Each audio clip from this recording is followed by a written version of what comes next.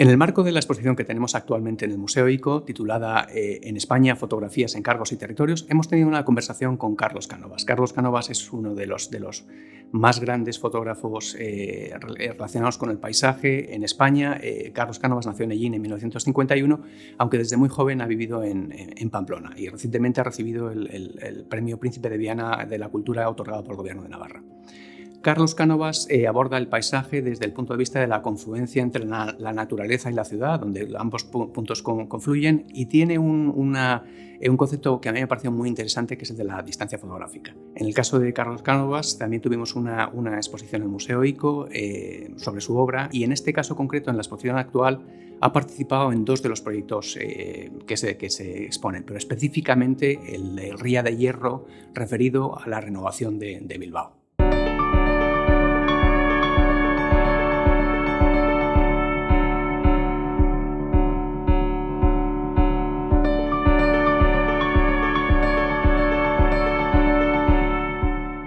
El primer contacto fotográfico con lo urbano, curiosamente, en realidad fue un contacto fotográfico con el mundo vegetal. Es decir, fueron las plantas el tema que inicialmente despertó mi interés. Pero no las plantas en el sentido en el que tradicionalmente se abordan en fotografía, embelleciéndolas o mostrándolas bonitas, sino las plantas como objeto de nuestro acoso en nuestra civilización, ¿no? Las plantas como objeto de decoración que sometemos a nuestras propias normas, ¿no? Esa primera colección de fotografías en las que había una relación entre lo urbano y lo natural fue mi primer contacto con lo fotográfico, indirectamente también mi primer contacto con lo urbano. A comienzos de los años 80, sin embargo, empecé a recorrer mi ciudad, Pamplona, con la idea en la cabeza de que no era el centro de la ciudad lo que me interesaba, ni tampoco las cloacas, sino que ni lo más bonito ni lo más feo, sino que mi trabajo en la ciudad nació de la idea de que justamente los paisajes a los que menos atención prestamos son los que nos resultan más habituales. Son los más habituales. Ese tipo de paisaje, casi me atrevería a decir trivial, banal, es el paisaje que me empieza a interesar. Ese paisaje normalmente se encuentra en la periferia urbana. Es en los alrededores de las ciudades donde puedo encontrar esos escenarios que a mí me interesan. Hay una especie de tratamiento teatral. La forma en que yo quise abordar esas fotografías responde un poco a algo así como si se tratase de escenarios de un mundo de teatro, escenarios en los que no hay personajes. Las personas son inexistentes en mis fotografías porque considero que cuando las hay, de alguna manera las miradas convergen en ellas y en ese caso ya el interés parece desviarse en otra dirección. No, lo que realmente me interesa es el escenario como tal, el escenario periurbano, como te digo, el escenario al que no prestamos atención. Yo he vivido siempre en los alrededores de mi ciudad, nunca en el centro de la ciudad, y esos alrededores que recorres todos los días sin mirarlos son justamente lo que me empezó a interesar. Desde 1981 hasta mediados de esa década realicé un trabajo, un autoencargo que titulé Extramuros, justamente esos escenarios a los que me estoy refiriendo. Bueno, ¿de qué manera fotografía uno los escenarios que le son habituales, que le son tan conocidos y tan queridos? Es decir, ¿de qué modo nuestras emociones con esos lugares determinan el tipo de fotografía que vamos a hacer? Bueno, en Extramuros yo quise intentar dejar ese carácter emocional aparte. Quise fotografiar la ciudad de un modo que resultase aséptico, ajeno a esas emociones. Y evidentemente creo que no lo conseguí. decir, que de alguna manera mi relación con esos escenarios de alguna forma está presente en mis fotografías. Creo que es muy difícil eludir las vivencias, los recuerdos que tienes de un lugar a la hora de fotografiarlo. Es muy difícil. Eso está presente y de alguna manera es inamovible, fijo que está ahí. O sea que en cierto modo es un poco la historia de un cierto fracaso. Yo quería que mis escenarios fuesen asepsia total y no pudo ser. Fue curioso que unos pocos años después, el ya desaparecido Pere Formiguera, un gran fotógrafo, me solicitó realizar un trabajo parecido con esas mismas premisas en el Vallés Oriental. Y bueno, esto me suscitaba una cuestión paralela a la que estoy comentando. Es decir, si uno no puede eludir sus vivencias en los escenarios que ha fotografiado, ¿qué pasará o qué pasaría, me preguntaba yo entonces, en esos escenarios que no ha conocido? Bueno, se suele decir que la memoria tiene como función preservar nuestras impresiones. Yo creo también que de alguna manera esas impresiones preservadas te sirven para reconocer escenarios en los que no has estado nunca. Te sirven para reconocer aquellos lugares en los que jamás estuviste. Es algo que pude comprobar en el Vallés Oriental y que de alguna manera complementa el trabajo de Extramuros. Es decir, uno sería un trabajo abordado en un lugar conocido y otro en un lugar muy desconocido. Yo diría que de un modo curioso casi los sonidos, el claxon de un coche que aparca un poco más allá, los ladridos de un perro, el griterío de unos niños que juegan en la calle, casi fue lo que más me ayudó a, entre comillas, identificar esos escenarios en los que jamás había estado. Pero bueno, de alguna manera, esos final de los... desde finales de los 70 hasta finales de los 80, mi relación con la ciudad estuvo marcada por esos dos trabajos. Los primeros trabajos determinan un poco el recorrido que vas a llevar después.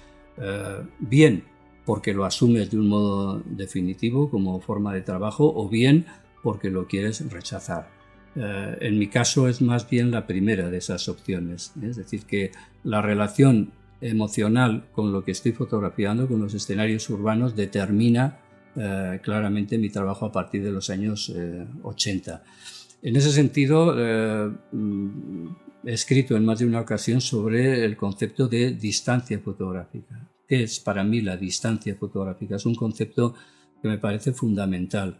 No estoy hablando, obviamente, de una distancia técnica, estoy hablando de si uno tiene que estar más lejos o más cerca del escenario, sino de la distancia entendida como una suma de distancias, como la suma de la distancia física, sin duda, pero también la distancia intelectual, la distancia tecnológica que plantea el equipo y desde luego y sobre todo la distancia emocional. Es decir, de qué manera tú estás vinculado afectivamente con unos lugares. Esa vinculación afectiva ha estado presente siempre en mi trabajo a partir de los años 80 y yo creo que lo seguirá estando. Es decir, cuando uno llega a un escenario, Gabriele Basilico, por ejemplo, hablaba de la experiencia del lugar. La experiencia del lugar para mí es un concepto fundamentalmente arquitectónico. Es decir, uno tiene una experiencia del lugar cuando ha vivido allí, está directamente relacionado, Basilico era un arquitecto, directamente relacionado con la arquitectura. En cambio, para mí, y desde esa perspectiva desde la que estoy hablando, la distancia como razón fundamental de la fotografía me lleva a otra noción ligeramente distinta, la de conciencia del lugar. Yo en realidad cuando fotografío esos escenarios no los encuentro, aunque pueda parecer muy presuntuoso lo que digo, muy pedante. Son esos escenarios que me encuentran a mí. Es decir, que hay un momento en el que siento que debo fotografiar aquello. Y esto es así desde comienzos de los años 80 en Extramuros hasta los trabajos más recientes aquí en el entorno del lugar donde vivo, en la serie Séptimo Cielo. Eso siempre está ahí presente. Debo decir que uno de los escenarios en los que me apetecía trabajar, porque lo conocía por proximidad, era Bilbao, la ría de Bilbao. Suspiraba por encontrar la oportunidad de trabajar en un escenario que a mí me sigue pareciendo, pero mucho más entonces, que tenía una potencia visual tremenda. Es decir, que el recorrido que hay desde el centro de Bilbao hasta la desembocadura, con toda aquella sucesión de fábricas, de astilleros, de altos hornos, entonces a pleno rendimiento, era una cosa que realmente sobrecogía casi incluso, ¿no? El rumor continuo, el ruido de fondo que había y demás. Pero claro, encontrar la posibilidad de trabajar ahí tampoco era fácil. Hubo varios intentos que no llegaron a efecto y curiosamente recibí 2 encargos a la vez para fotografiar esa comarca. Uno fue Ría de Hierro, en el que participamos 4 fotógrafos extranjeros y 2 españoles, y el otro fue el proyecto Bizkaia y Begira, Miradas sobre Vizcaya, y los 2 fueron simultáneos y además independientes. Entonces, en los 2 trabajos se nos viene a pedir lo mismo: documentar esa zona que va a desaparecer en la medida en que se va a transformar en otra. Esos 2 encargos, como digo, simultáneos y que me ocuparon algo más de 2 años, están presididos justamente por eso, por una cierta melancolía. Es decir, sin duda esa transformación se hizo para ganar, para que la ciudad tuviese un futuro que a lo mejor esa industria no le estaba permitiendo. Pero también es indudable que todos esos cambios implican siempre pérdidas. Ese sentimiento de pérdida yo creo que preside ambos trabajos, ¿no? En la exposición del ICO se han expuesto 2 fotografías de Bilbao. Una de ellas es la imagen de quizás es de las que yo preferiría del trabajo. Es una imagen tomada desde un puente de las instalaciones de Cefanitro, que es una industria muy contaminante que ya cerró y que tuve que fotografiar a escondidas. Es decir, que ocurre que en estos escenarios la contaminación incluso había producido alguna víctima, y no era un fotógrafo, no era muy bienvenido allí a fotografiar estos lugares. Entonces de alguna forma se fotografió a escondidas, al alba, como determinadas cosas que se perpetran al alba. Escondido detrás de unos matojos pude tomar algunas imágenes de Cefanitro que son en el trabajo de Bilbao de las más queridas. El resto lo que hice fue seguir el curso de la ría, desde el centro de Bilbao hasta la desembocadura, hasta el propio puerto, parándome en todos aquellos lugares donde me parecía que yo sentía eso que dije antes de una conciencia del lugar. Este es el sitio que quiero fotografiar. Cada encargo tiene sus características, no todos los encargos son iguales. Yo he tenido siempre la idea de que como autor tengo que obligarle al encargo a pasar por donde yo quiero. Posiblemente esto es muy pretencioso y unas veces lo habré conseguido en alguna medida y otras pues no tanto. Pero de alguna manera creo que el encargo nace con un espíritu y luego se ha de desarrollar con otro espíritu, paralelamente con otro espíritu que es el del que lo lleva a cabo. De alguna manera eso determina el producto final como la suma de esas 2 variables, ¿no? La idea original y cómo luego cada autor la interpreta. En ese sentido, una exposición como la del ICO ahora es justamente un abanico prácticamente perfecto que muestra cuántas variables, cuántas variaciones caben en la ejecución de un encargo, cuántas naturalezas distintas tiene cada encargo, aunque sean aunque sean similares, cómo difieren unas de otras, cómo cada trabajo y cada autor tiene su personalidad. Es decir, que creo que es una exposición importante y que en ese sentido debe verse desde esa perspectiva de su importancia. Quiero decir con esto que es una exposición exigente para el espectador. El espectador tiene que tomárselo con calma. No es una exposición donde uno va, ve unos iconos más o menos espectaculares y ya está. No, es una exposición sumamente densa, es una exposición que necesita que el espectador le conceda tiempo, le conceda bastante tiempo. Es en ese sentido una exposición exigente. Yo creo que está bien que lo sea. No todas las exposiciones son para un disfrute más o menos epidérmico, más o menos fácil. Hay exposiciones que nos conmueven, hay exposiciones que nos emocionan, hay exposiciones que nos obligan a pensar y hay exposiciones densas. Yo creo que esta del Museo ICO es una exposición densa. Cabría plantearse en España ahora la realización de un survey, de un encargo sobre el conjunto del país. Siempre cabría. Yo creo que es una lástima que los encargos a partir de la crisis del 2008 prácticamente han desaparecido. Yo creo que nos ayudaron mucho a muchos fotógrafos a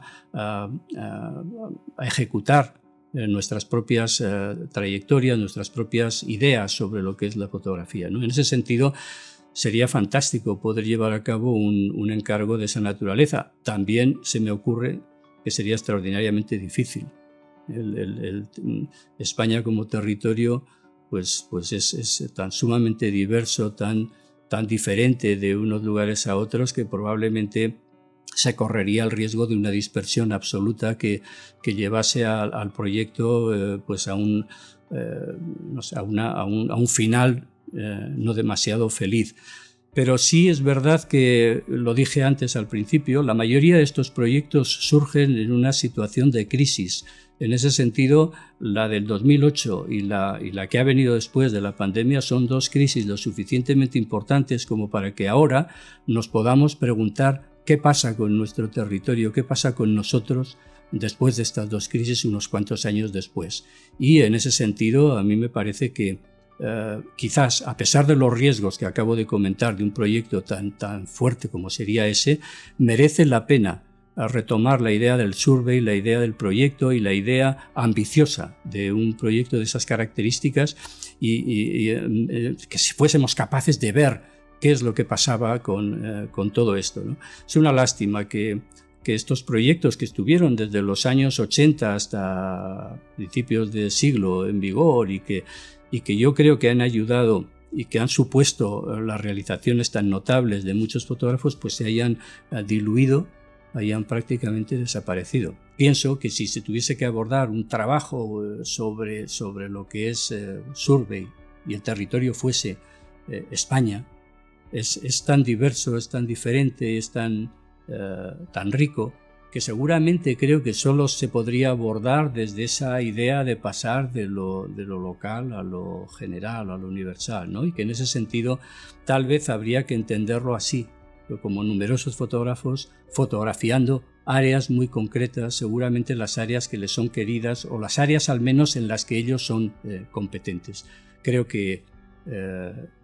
Yo entiendo la fotografía así y creo que de alguna manera para un proyecto de esa naturaleza quizás fuese esa la única respuesta que tuviese cierta razón de ser, cierto sentido.